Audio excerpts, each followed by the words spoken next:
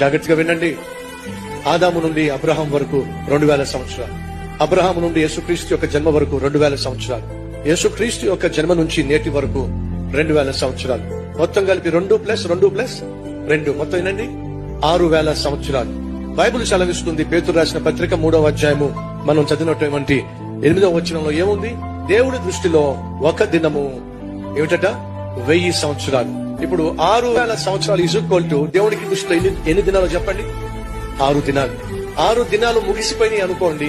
దేవుడు 7వ రోజున పని చేశాడా? పని చేయడా. 7వ రోజు ఏమిటట? విశ్రాంతి. అనగా ఎన్ని సంవత్సరాలు గడిచిపోయినాయి?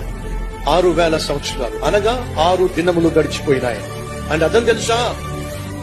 6 రోజులు గడిచిపోయినాయి. టైం ఎంత అయిందో తెలుసా మీకు? 11 గంటల 59 నిమిషాల 59వ సెకండ్ మీద సెకండ్ ముళ్ళుంది. ఇంకొక సెకండ్ అయిందనుకోండి 7వ దినం వచ్చేస్తుంది.